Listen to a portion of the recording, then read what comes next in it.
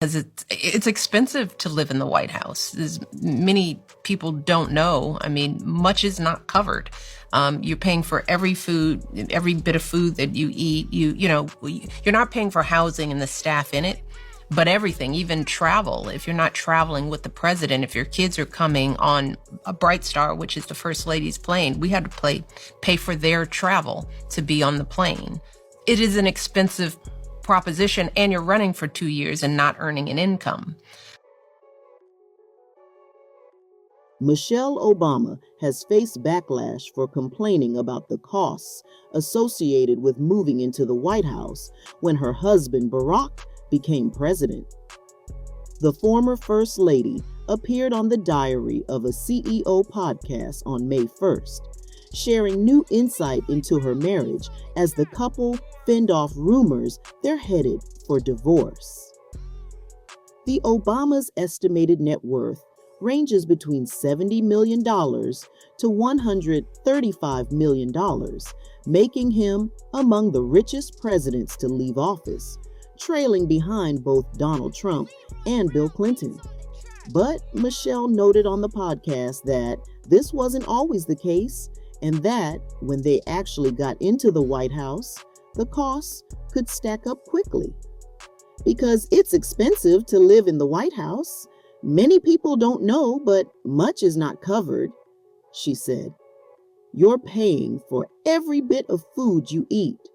You're not paying for housing and the staff in it, but everything, even travel. If you're not traveling with the president, if your kids are coming on Bright Star, the First Lady's plane, we had to pay for their travel to be on the plane. Her comments have horrified critics online who have accused her of being out of touch, given her husband's salary alone in the White House placed him among America's top 97% of earners.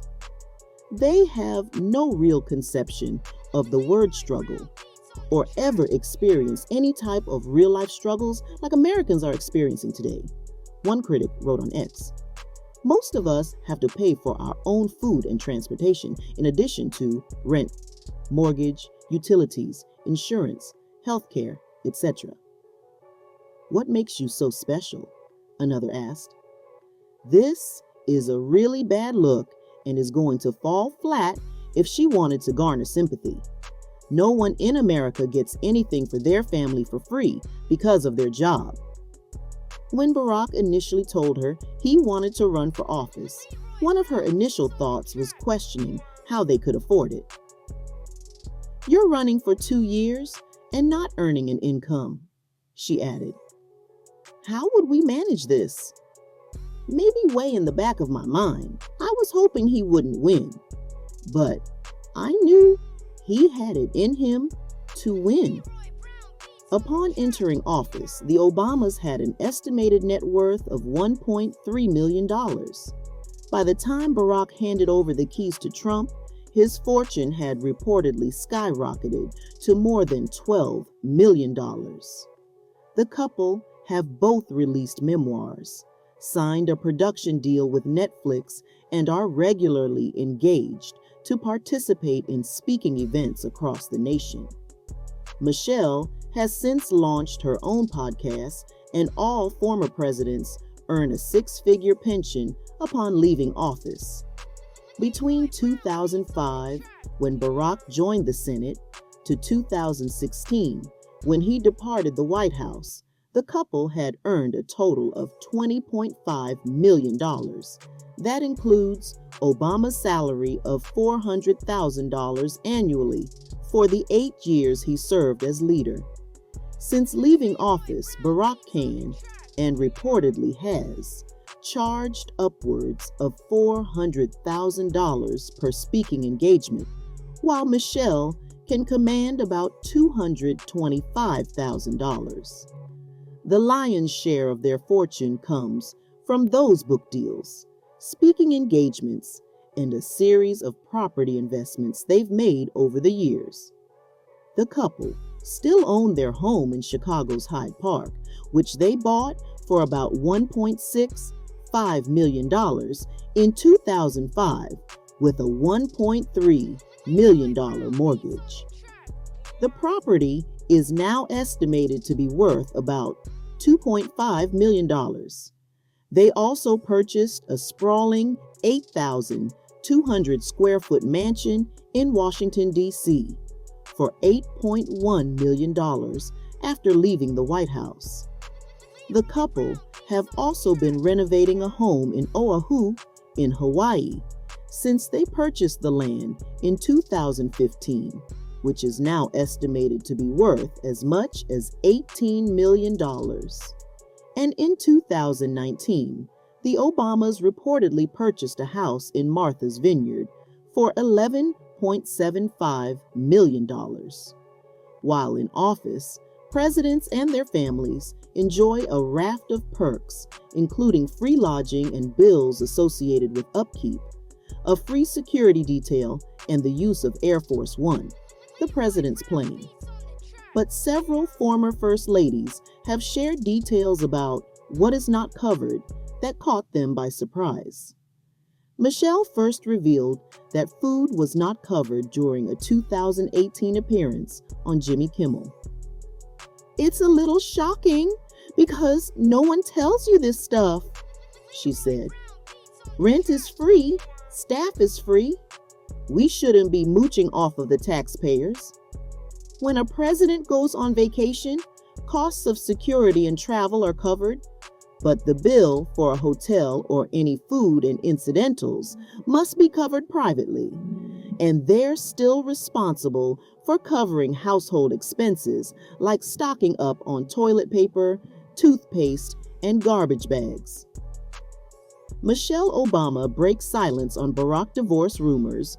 Former First Lady Laura Bush wrote in a memoir that it is more than fair that they pay for personal items like every American household.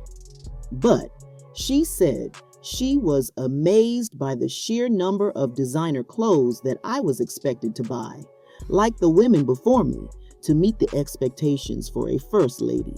Any private parties held within or outside of the White House must also be paid for by the family. Michelle's latest revelations about life in the White House come as she and Barack fend off rumors they're headed for divorce. The couple have been plagued by speculation since Barack attended both Jimmy Carter's funeral and Trump's inauguration solo back in January. Michelle has repeatedly insisted in recent months her decision not to attend the DC events was one she made in her own best interests, and she was shocked to discover the enduring fallout.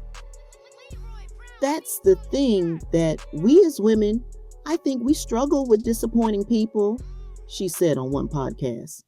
I mean, so much so that this year people were, they couldn't even fathom that I was making a choice for myself, that they had to assume that my husband and I are divorcing.